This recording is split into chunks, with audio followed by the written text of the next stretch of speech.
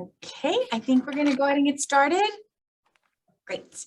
Okay, hi friends. Welcome to World Water Day teach-in hosted by District 5, Pima County District 5. My name is Adelita Grijalva and I'm the supervisor and looking forward to this great conversation. Joining us are special guests, Dr. Susannah Eden from the University of Arizona Water Resources Research Center, WRRC, the acronym, and Assistant City Manager of Tucson, Tim Tomyer. Dr. Susannah Eden is currently Research Program Officer at the Water Resources Research Center, where she consults on a range of programs and projects. And she became involved with WRC in 1988 and served as the Assistant Director until 2021. Mr. Tomyer was previously Director of Tucson Water and helped establish the Santa Cruz River Heritage Project, in addition to now being Assistant City Manager and very busy with the City of Tucson.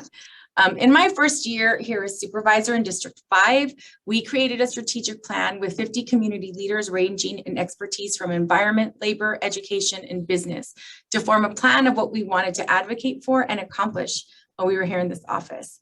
One of our office's priorities from our Somos D5 strategic plan is environment and climate resiliency, and water is a defining feature of Pima County's future. This is why we've decided to host this event in honor of World Water Day. World Water Day highlights the importance of fresh water and advocates for the sustainable management of freshwater resources. Thank you to our guests for taking time to join us and share your expertise today. We wanted to create a space for us to invite the community to take a deeper dive and learn more about the issues we face from experts. We also hope that people coming to Pima County, whether you live or do business here, understand how important water and water conservation is to our community. First, we're going to hear from Dr. Megdol about the importance of World Water Day. Dr. Megdol is the director of the Water Resources Research Center. She is at a conference in Dubai and unable to be here today, but she kindly provided us with a pre-recorded statement. So we'll go ahead and run that now.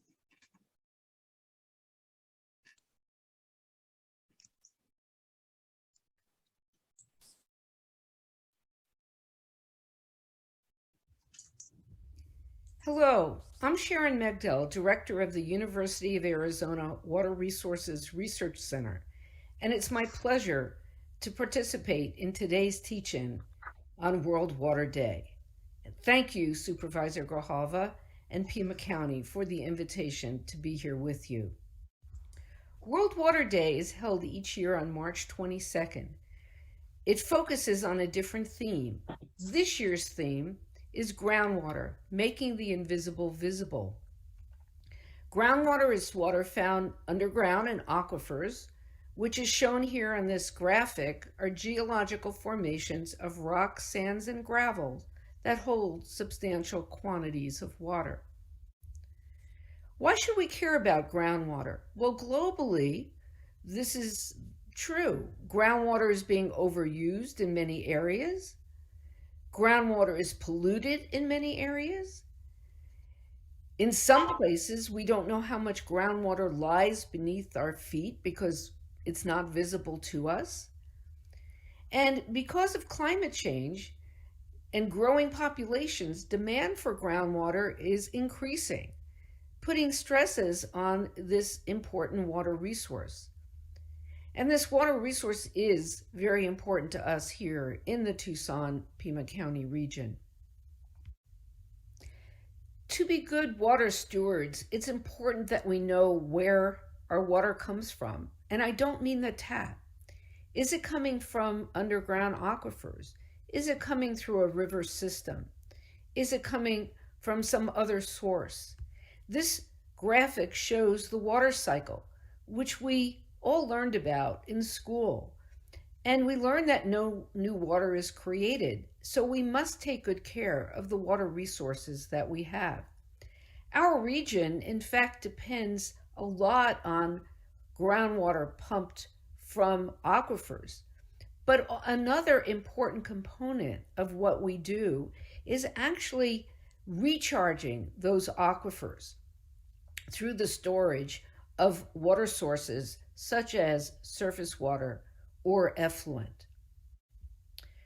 Central Arizona Project water, or Colorado River water delivered through the Central Arizona Project, is very important to our region.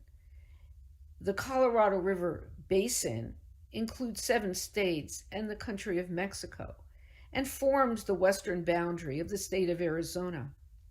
We make use of Colorado River water in Arizona, and one of the important ways is through the delivery of that water by the Central Arizona Project into the metropolitan areas of Phoenix and Tucson, as shown here on the right graphic.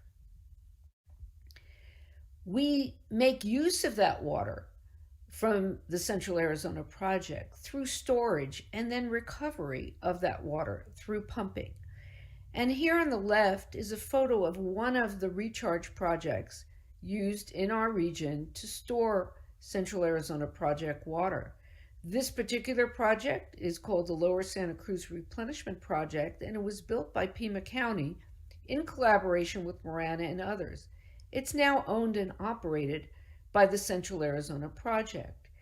And groundwater gets recharged in multiple ways, some ways naturally through precipitation and infiltration, but also through active recharge, introducing water to the aquifers. Globally, that's called managed aquifer recharge, or MAR.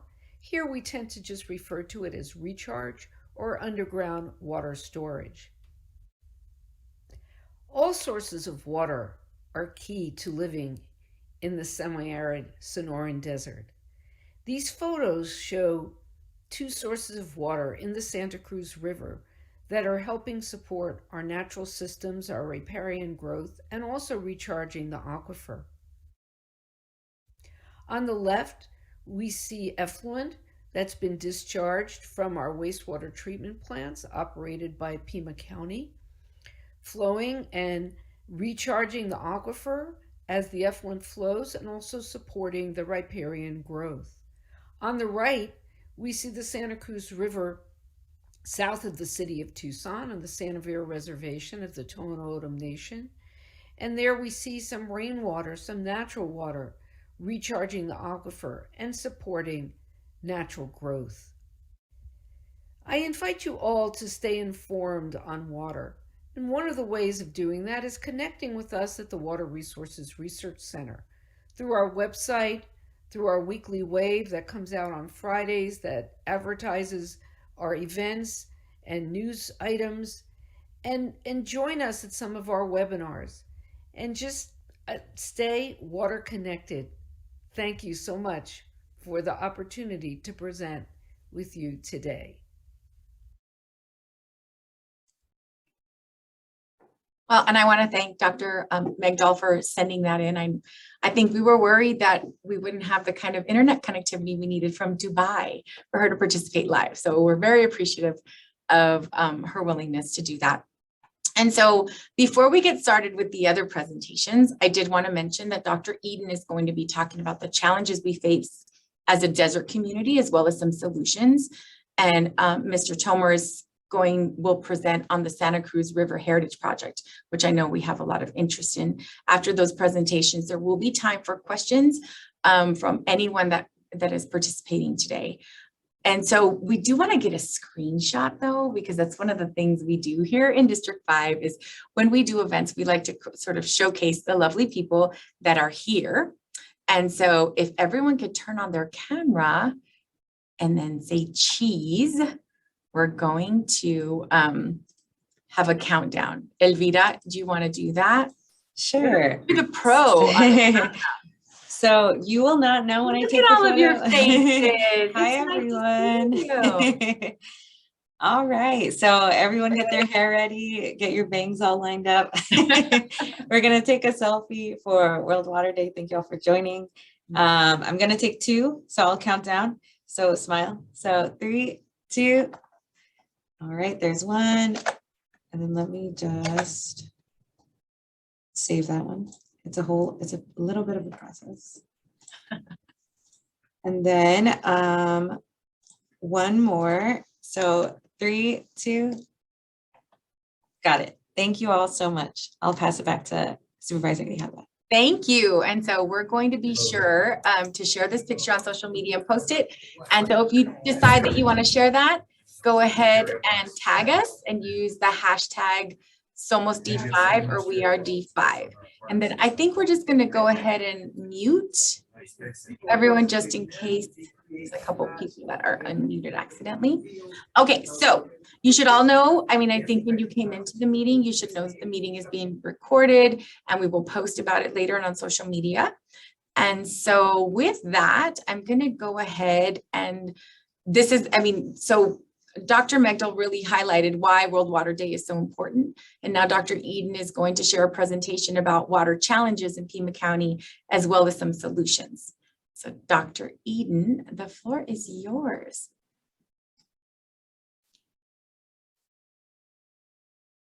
Okay. Well, thank you. Thank you. Supervisor Rahalva, and thank everyone in your organization for inviting us to speak on water on World Water Day.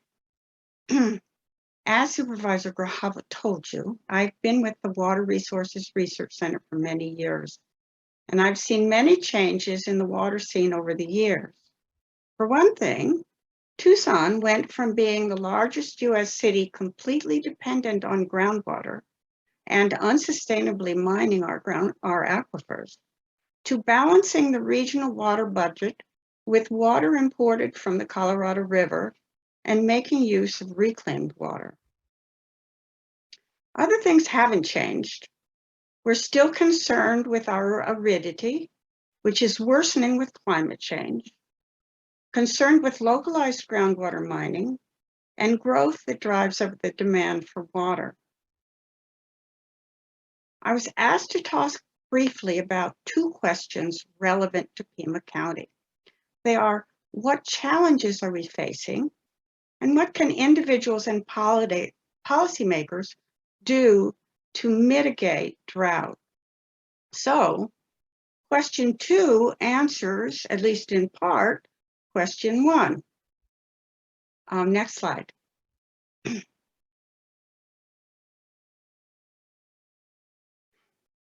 First, let's take a look at Pima County. You will notice from the map that much of the county is either Native American reservation, the Tohono O'odham principally, or federal lands like Organ Pipe, Cactus Monument, and other Coronado National Forest, while the population of the county is concentrated in the eastern portion, actually in the sort of northeastern portion, where 97% of the county's population lives in the Tucson statistical metropolitan area. Most of the water that is served to that population comes from surface water, although groundwater still, as you can see, makes up the largest amount of water used in the county.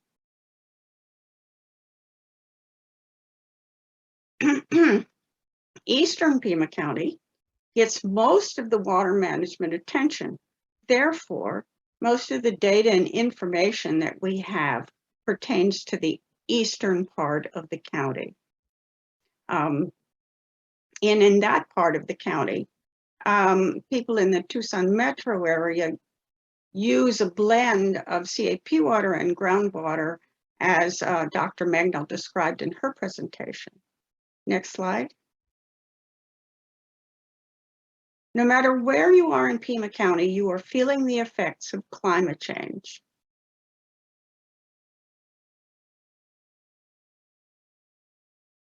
Climate change has brought on hotter and drier conditions in the Southwest, increased water demand, uncertain and highly variable rain, snow, and runoff, and increasingly frequent drought and intense droughts.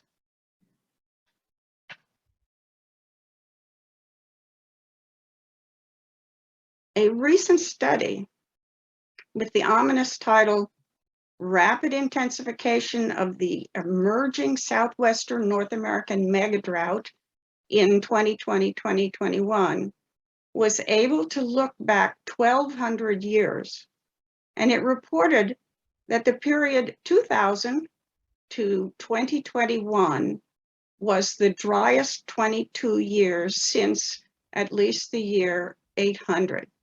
This means we're in a mega drought, which is an intense drought that lasts for decades or longer.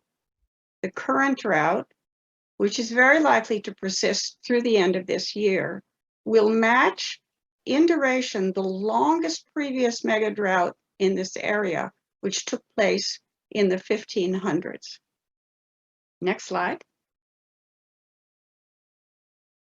Because the population depends on CAP water, Pima County is affected by two different droughts. The Colorado River Basin drought, which affects the river, and local drought. With Colorado River drought, we worry mainly about snowpack in the Rocky Mountains. Snowmelt translates into runoff and to river flow and to reservoir levels. And as reservoir levels drop below tiered trigger points, Arizona's share of the river shrinks. On the other hand, we experience local drought personally with dry landscapes and no rain. The two droughts are not necessarily simultaneous. Most of the Rockies are experiencing right now a worse level of drought than we are. And this is a March 2022 drought map that shows that Pima County is abnormally dry or in moderate drought, but not in the kind of severe drought that they are experiencing in areas of the Rocky Mountains. Next slide. In 2022, a Tier 1 shortage in Lake Mead meant cuts to some CAP supplies, but Tucson supply was not affected. Next slide. Local drought affects fossil groundwater indirectly by increasing demand for water. Fossil groundwater is water that was recharged or that laid down in our aquifers many, many years ago, thousands of years ago. The impact of drought on renewable groundwater is more direct. It influences the renewable groundwater by reducing water inputs and by increasing evaporation and transpiration from plants. Locally, drought conditions tend to come and go. Here in Tucson, the 18 months from January 2020 through June 2021, which I'm sure you remember, were the driest on record, that is, since 1895. During those months, water use rose about 6 gallons per person, or approximately 8% over the per person use in 2019. And then the 2021 monsoon brought more than 15 inches of rain, making 2021 the 14th wettest year on record, and per person water use went back down. Next slide. Finally, some of the most popular outdoor areas in our region are shallow groundwater areas because of the diversity of ecosystems they support. They typically are linked to springs, cienagas, and other surface water, and they depend on the top layer of groundwater. In Pima County, these areas are threatened by drought, with its increasing groundwater pumping, increasing temperature, decreasing soil moisture, and decreasing effective precipitation. So, next slide. So, What can be done about these concerns? And we come to our second question. What can individuals and policymakers do? So I took individuals first. And I agree with Dr. Megdol that the important, perhaps the most important thing people can do is learn about their water. Learn about your water. Learn where it comes from. Make yourself informed. This will help when you are looking for ways to continue to conserve water. Tucson citizens have done a super job of conserving water over the years, and in their landscapes and in their appliances, and this is something to continue doing. Another recommendation I have is to harvest groundwater, and this may seem counterintuitive because it's raining less, so there's less water to harvest. But on the other hand, it's raining less, so every drop counts more. And the more you can harvest and direct to important uses like sustaining the trees in your landscape without resorting to using potable water, the better for everyone. And finally, support water-wise policies and policymakers. If you're informed, you can do this, and they want to hear from you. Next slide. And finally, for policymakers, this list contains ideas that water managers and policymakers are already doing, but could do more of.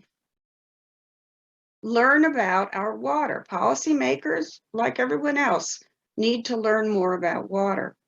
And many people, many groups, including the Water Resources Research Center, are eager to help. Reach out. We're here. Next, support water harvesting initiatives. City of Tucson does this with a training and rebate program and a program with commercial establishments.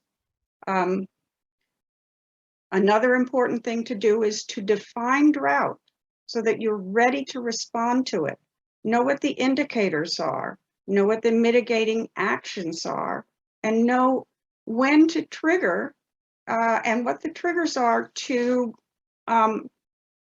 call for mitigating action from citizens, such as conservation activities you've heard of in other places, watering your lawn, your landscaping on every other day, and other things like that cities and counties have put into effect.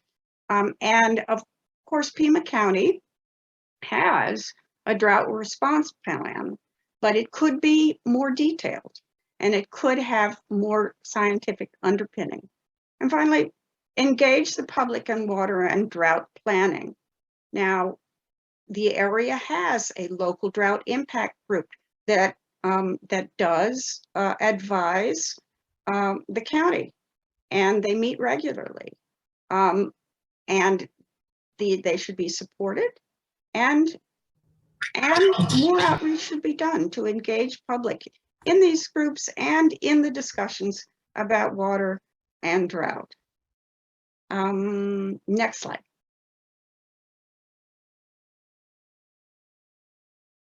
Okay, so like Dr. Megdol, I'm going to shamelessly promote the Water Resources Research Center's many resources. So we have a conference coming up in, it says June, but that should be July.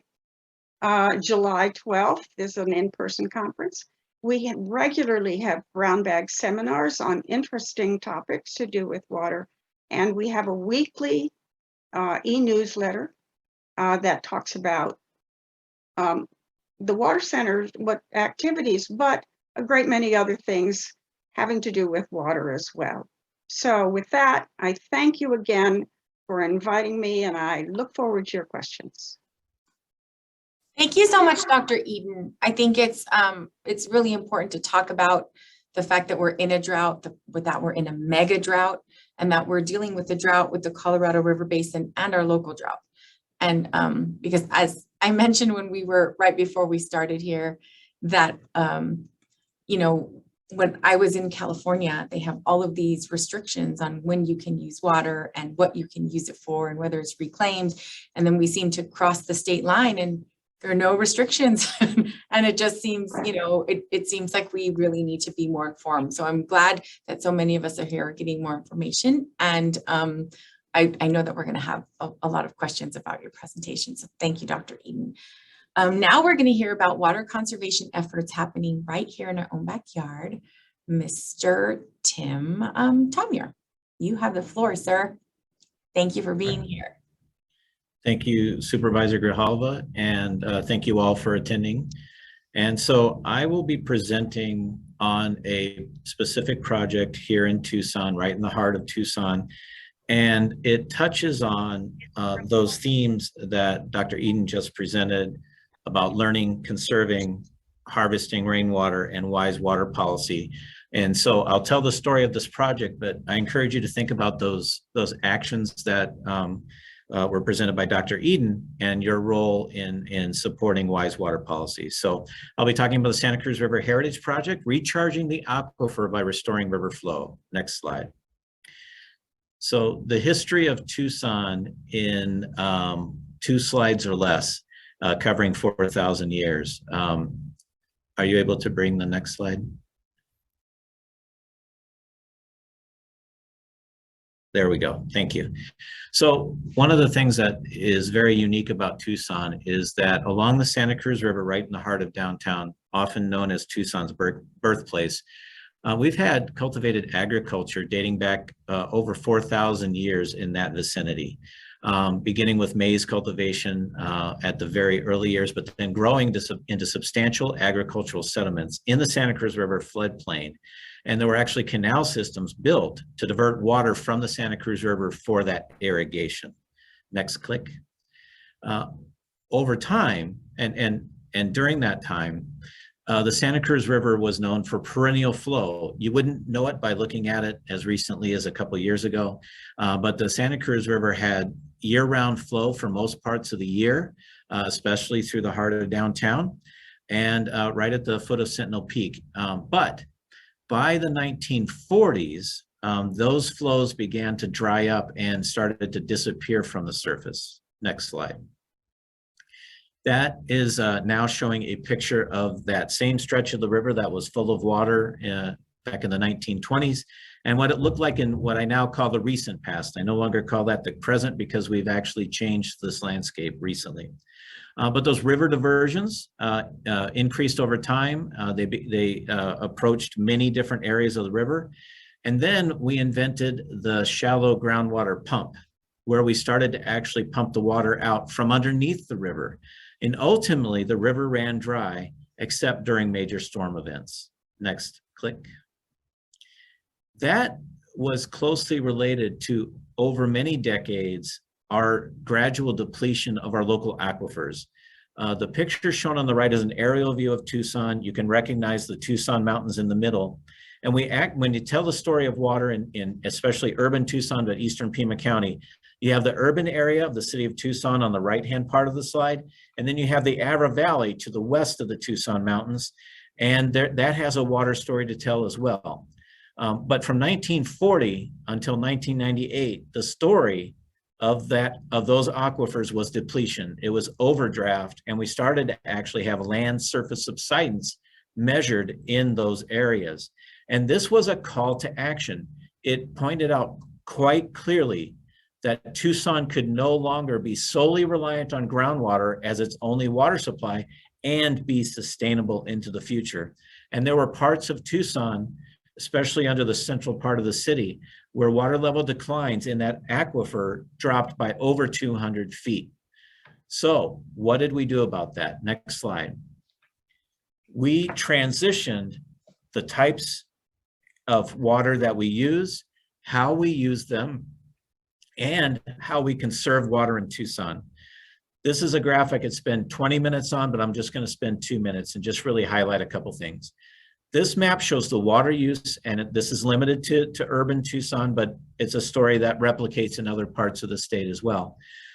Significant amount of growth in water demand as a community grew from following World War II in 1940 to the present. So we had a significant population growth. And for the most part, for most of that journey, increasing population growth meant increasing demand for water.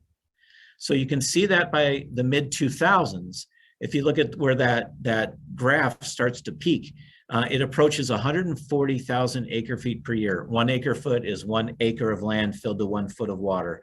It's a lot of water. It's enough for about 5 Tucson families for a year. You can see that even though since the mid 2000s, we had a continuing economic growth in Tucson and population growth in Tucson, the total water use declined since that time. That is the cumulative action of the water ethic, water conservation, and all the programs that the city and the county have implemented in order to encourage wise water use. So even though we were growing, our water use was declining. And you can also see that the colors on the graph have changed from the darker blue, which is groundwater, up until in the early 90s, we started to diversify. We started to recycle water through reclaimed water. We started to use remediated groundwater or cleaning up the aquifer from prior contamination. And we also transitioned to the Colorado River water coming to us through the CAP. Those two actions, one, the incredible performance of water conservation to bring total water use down, and two, the diversification of our water supplies are what has helped Tucson become a more sustainable city. And then you can see the beginnings of, shown in yellow, the beginnings of recognizing rainwater harvesting as an important supply source for our community where we expect continued growth. Next slide. So that all leads to about 2019, when we commissioned the Santa Cruz River Heritage Project. If you remember that slide of that dry, empty riverbed, that was up until June of 2019, how the main stretch of the Santa Cruz River through downtown looked. In June of 2019, we initiated a reintroduction of water, perennial flowing water to the Santa Cruz River near downtown.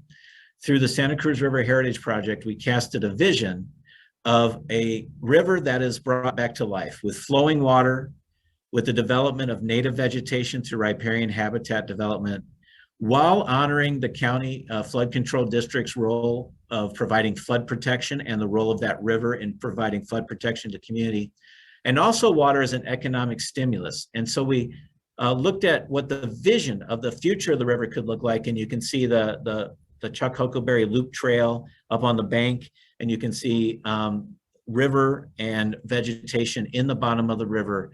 And that was not just a vision, that is something that we've actually brought to fruition. Next slide.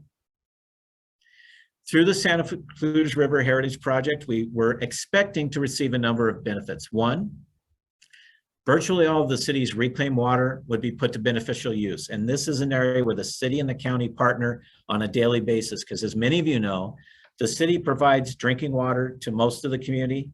The county collects and treats and reclaims that wastewater generated by the community. And then the city in turn distributes that reclaimed water for non-potable uses across the community, including storing it for the future in our aquifer.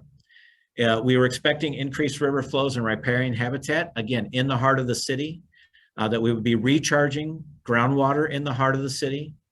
It also had other benefits in that it was the lowest cost option and maximized the use of existing infrastructure in order to get these benefits.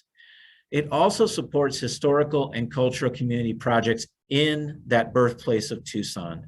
And again, we saw it as a potential economic development driver. Next slide. So the results to date of the Santa Cruz River Heritage Project, there are many, but I'll highlight just a few.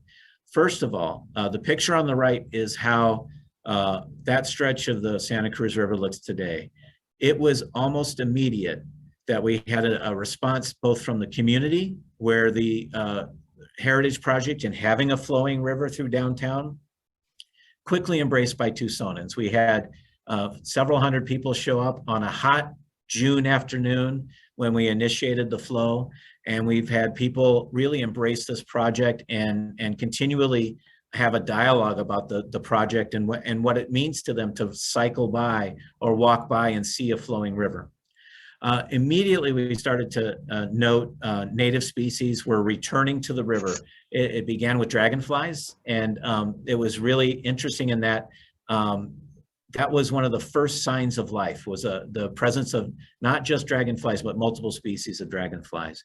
By fall of 2020, we actually, through a safe harbor agreement, were able to reintroduce the endangered Gila top minnow fish to this stretch of the Santa Cruz River. We have a number of U of A researchers, specifically Michael Bogan, who've adopted the riparian area. They weren't paid to do anything. They weren't asked to do anything. What they did is they recognized this transformative project, and they began to measure things. They began to observe things, and they've actually been some of the best advocates for the project and telling its story.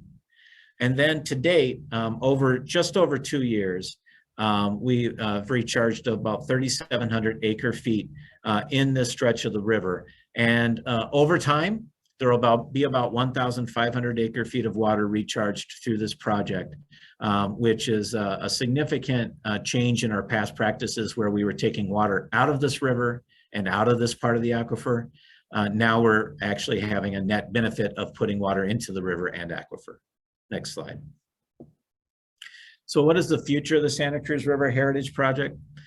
We've already added a new outfall, which is actually near Irvington Road. So we actually went a couple of miles further south in the river. And the picture you can see on the right is just after we started to introduce water at that location. And you can see what it looks like when time begins, when that water first hits the river, and what will develop over time will look more like the previous slide. This is actually a different source. It's not the reclaimed water or recycled water as it is at the primary outfall. This is actually a discharge of treated or remediated groundwater from our TARP Superfund site. This is an area of Tucson's groundwater that's been contaminated by a number of chemicals over time, TCE, 1,4-dioxane, and most recently, PFAS, or per and polyfluoroalkyl substances. These are all compounds found in the groundwater, and our project, working with collaborators across the spectrum, is to bring that groundwater, treat it through appropriate treatment technologies, and then in this case, we're discharging it back to the river and to the aquifer. We're evaluating additional outfalls further downstream as you go further north, and we're also working to balance flow management from all of these projects to address, wait for it, rising water levels in the aquifer. We actually, instead of having just the continued drawdown that we've observed over decades, in many areas of our community, we're seeing rising water levels, and we're seeing that right under the Santa Cruz River where we're doing this recharge activity. So with that, the future is quite bright and quite green with regard to the river itself, but also how we've been reconnecting our surface waters and our groundwater through projects like this. And we expect to see more of that in the future. Next slide. And I think we are ready to hand it back to you, Supervisor Grajal. Thank you so much for that presentation. I think it's really interesting how the introduction of water just has sort of changed so many parts of our Santa Cruz River, and what a big change happened when we really made a concerted effort to conserve in '98, and what, you know, the potential of what we can do if we continue to work together. So we are at the Q&A part of our presentation here today. And so if you wanted to ask a question, if you can just put that little hand up, and then I'll call on you and you can unmute and ask your question. Otherwise, I have questions that I can ask too. So I'll go ahead. Let's see. It's always hard to skip through things. So, David. Yeah, hi. David, hi, go ahead. Hi. Yeah, I'm with Tucson Audubon. I'm the new conservation advocate. And one issue that recently came up with our sort of team of our volunteer conservation action committee was the issue of addressing climate climate change and adapting to it and mitigating it on a regional level. And a challenge that was raised was getting the county and the city to work really closely on this. And I'm just, since water is central to that, I'm just wondering if anyone has any thoughts about how well that is happening, being done, and how we might do that better to really address, because Tucson, the city of Tucson is now doing its own climate action plan, but individual municipalities doing climate action plans, right, is not going to solve the problem, even though it's important. I agree. Tim, do you want to take this question on how we're working together? I'd be happy to, Okay. Supervisor. So I would say that the city and the county have a long history of working together, especially in the space of water, because that's actually how we're set up for a large part. We actually work together on a daily basis because neither of us can be successful without the other one, without the drinking water side of things and the wastewater side of things. And so we've actually partnered together, even on the project I just described. Pima County Wastewater is the source of that reclaimed water that we're using in the river. And Pima County Flood Control District is actually the manager of that whole river system. So without working together, we couldn't have brought that project to life. We also work together in how we approach some of the studies that are going on more regionally. There's been a significant water resources study for the Santa Cruz River Basin, and we were both stakeholders in that. In fact, the county actually provided most of the project management for that. Despite the occasional hiccup and things that don't always go hand in hand with partnership, the base work of the region is very collaborative, especially in the space of water.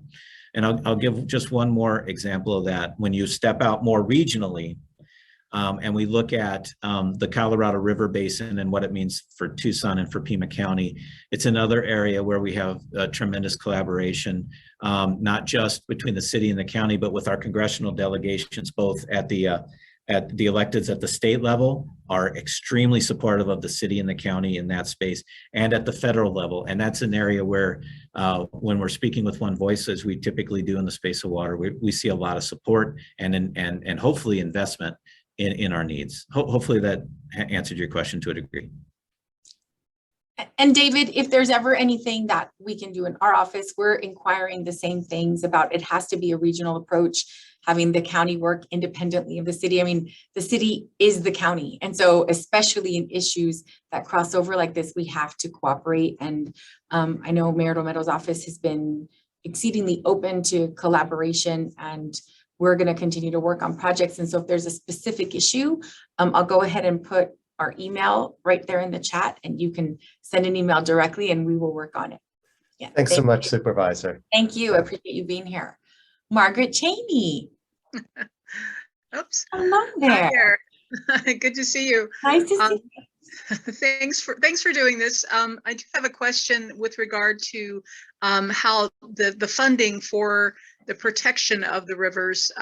In particular, I have friends who their job is to clean the Verde and the Salt River, and so they've been pulling out tires and all kinds of stuff, but there doesn't seem to be enough personnel to do that job, and I'm just wondering if there'll be more funding, or if anyone knows if there'll be more funding for that purpose, or what.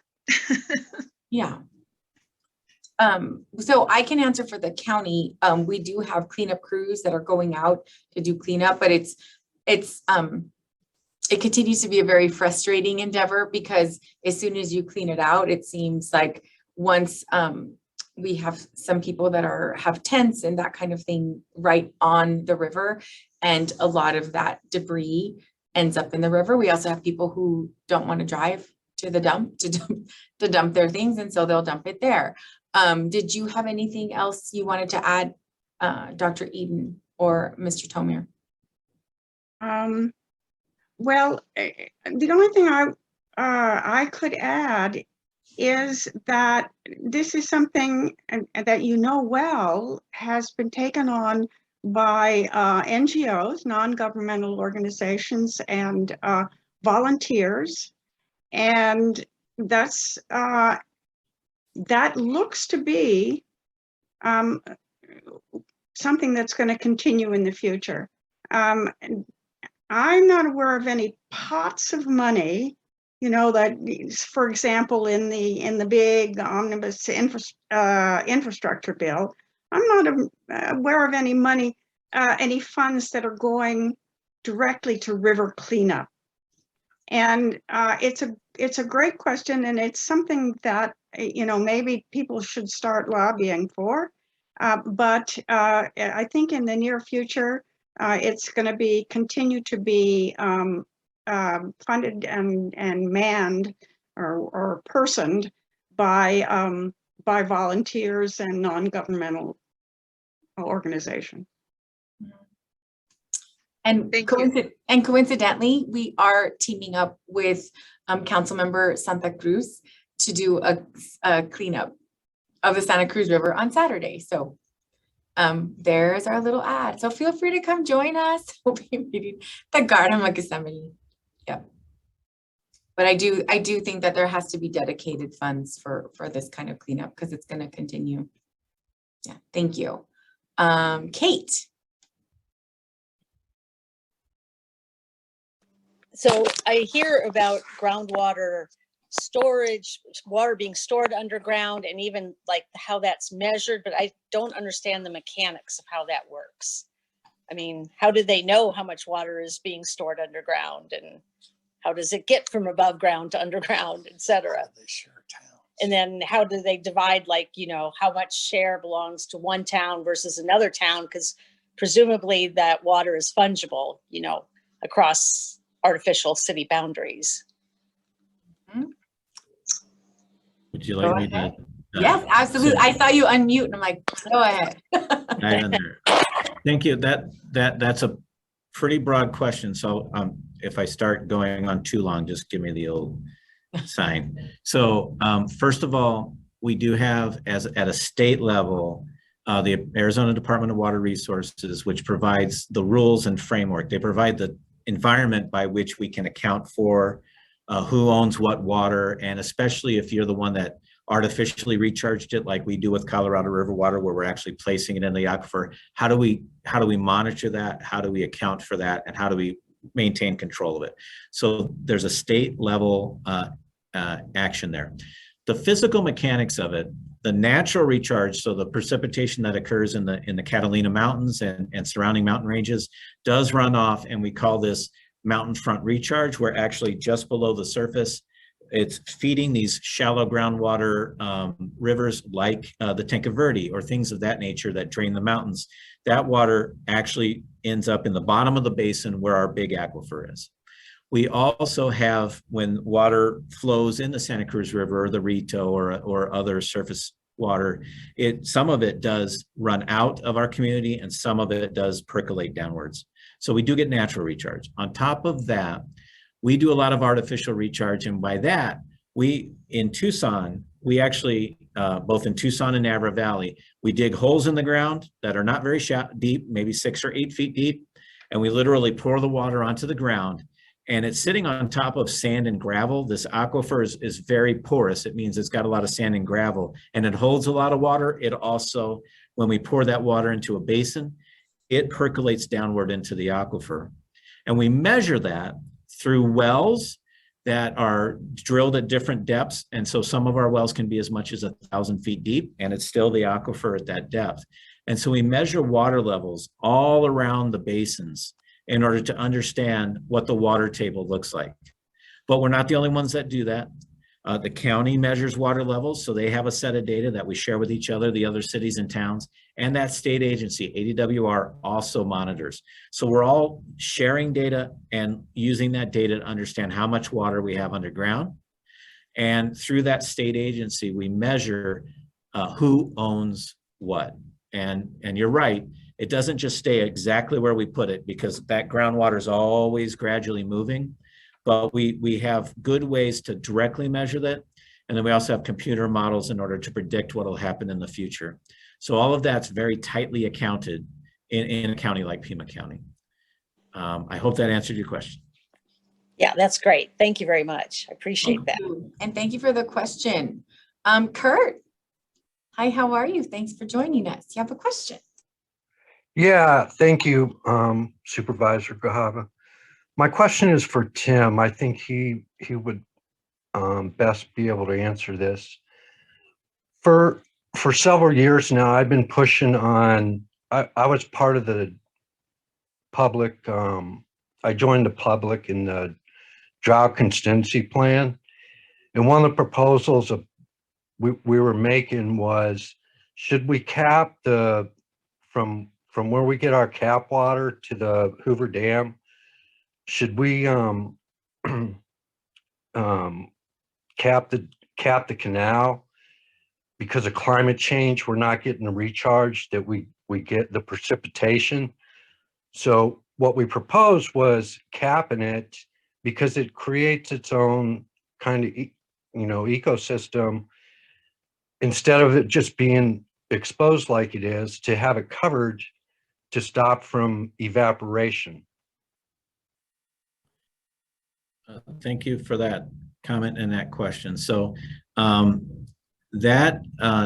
whether to cover it and actually there's also recently a lot of discussion about covering it with solar panels so that you not only reduce the amount of evaporation that happens, but also you can be generating energy at the same time. So the CAP system, the Central Arizona Project System itself, has received that comment a number of times. They haven't yet moved forward with a detailed assessment of that, but I believe the time is coming, if it hasn't already come, where that question really is present. It's not a wish list item. It's something that really needs a thorough analysis. And there's actually and I don't know the geography of it, but I believe there's a stretch of canal in California that was recently announced was going to be covered with solar panels just for those very reasons. So I think the time is either here or coming for that discussion, because not only do we have the evaporative losses, but it takes a tremendous amount of energy to bring that water uphill from the river past Phoenix to Tucson. I'll also note that we don't have a lot of open water here in Tucson, but where we do is in these recharge basins where we're pouring the water into the ground. And we, the city and Tucson Water, are evaluating floating solar panels as something we might pilot, which would float on the top of the water surface and generate electricity when there's water in the basin, and in turn reduce evaporation. So Tucson may be a little bit ahead. We're certainly behind other places, like especially parts of California where they're actually doing this. But we're also a little bit ahead of where CAP is in that evaluation. But I think when you tie together climate and water, like you must always do, you have to include the energy piece, and all of that points to this being a viable thing to consider. I don't have a time frame for you when we're going to do that, but it's definitely on the radar. Thank you, and thank you for the question. So what motivated you to work on water issues, Dr. Eden? And then I'll shoot the question over to you, or Mr. Tomio. Oh my, well, that was a long time ago. Yeah. And back in early 1980s, I found myself in a little trailer in Sierra Vista with not much to do. And I started to make a list of pros and cons about what to do next. And water just kept coming up on my list. It seemed to me that for my own life, doing something good for the earth was something I wanted to do. And water seemed to be the key to that. So I decided to educate myself, and that is when I came to the University of Arizona. And I found that I had made the right choice for myself. And the more you learn about water, the more fascinating it is. And the more you want to be a part of the solution to our water challenges. And so that's kind of the old history of how I got into water. Thank you, Dr. Eden. Mr. Tom Muir? I don't know how to follow that because that was a That was a good wonderful journey, but I'll share mine. I went to school initially, went to college initially to be a psychiatrist. I thought that is where I would find my path forward. Failed miserably, and in fact, at one point was not invited back for the subsequent semester. But in my journey back, I discovered geography, geology, geomorphology. It was all things about the earth. And I never thought it was the thing I would do. I always thought that was my journey back to becoming a psychiatrist. Once I matured enough to realize that, why do I hate the thing that I think I want to do? And I'm over here succeeding in the thing that I don't think I could make a living at. Once I had that epiphany and I really started to explore that, I got involved in down a path of being a hydrogeologist. So I have training in that.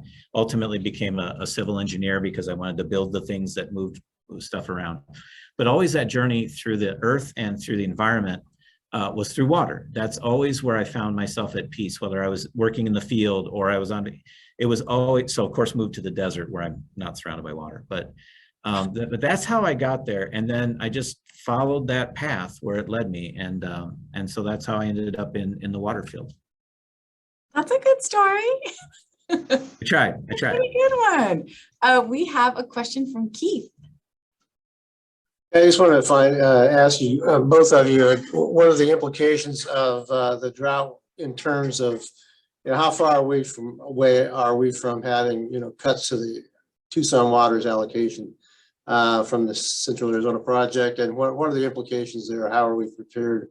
How long are we away from being in trouble with that? I can start. First of all, if things don't change and we're past wishing and hoping, right? We've got to understand the trajectory we're on. When we get to what we call a tier 2B shortage, which is not far from where we are now, we would have a small reduction in our allocation. And then if it gets to what we call a tier 3 shortage, we would have another a sizable reduction in our allocation, but Tucson is uniquely positioned in that wouldn't even reduce us to what our current demand is. So when you think in terms of our current demand and what we know about the river and shortage right now today, we're not far away from a reduction, but it's not a reduction that would cause us to have to do cutbacks in the community quite yet. Although we have, along with that, our own local drought response plan where we'll be calling for additional conservation and actions. We don't want to just wait. There's two other things at play.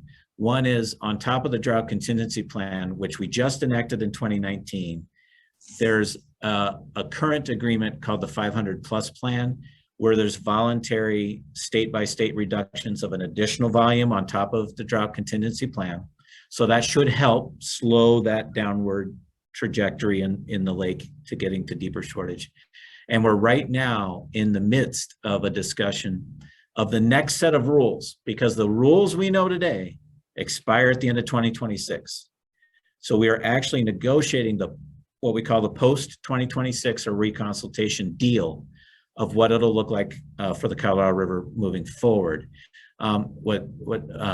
We don't know what that looks like, but we know it's probably going to have to include a lot of the things like the shortages and the reductions we've taken through drought contingency and through 500+, and then actions beyond that. What I'll also just mention is Pima County and Tucson have a voice at that table. We've not always had a voice at the big table in Arizona when it comes to these big deals, but we actually have a few voices at the table through myself, but also through the business community, through Ted Maxwell from SALC, and a few others we're actually, Pima County's voice is being heard at the state level, which is encouraging to me because it means hopefully they'll get some of those better solutions in place. Yeah. Thank you so much. And thank you all for your attendance, for asking great questions. To Dr. Eden and Mr. Tomier, we really appreciate it. Thank you to Dr. Megdol for sending in a video and for sharing your knowledge and experience. I thank you all to everyone that joined us. This wouldn't be possible without all of you, and we hope you enjoyed the presentations and learned something new about the important role water plays in our lives. Agua es vida. And we also wanted to invite you to the Santa Cruz River Cleanup event. Our office is hosting this Saturday, March 26th at 9 a.m. The meeting point is the Garden of Gethsemane, and we hope to see you there. For more information, to register for the event, as well as any resources and how to save money on your water bill and conserve precious resources, we have that information on our website at adelitaesgrijalva.com, and the / is Water Day. Thank you again for coming. Stay safe, my friends. Have a good day. Thank you. Thank you. Thank you, everyone. Thank you so much.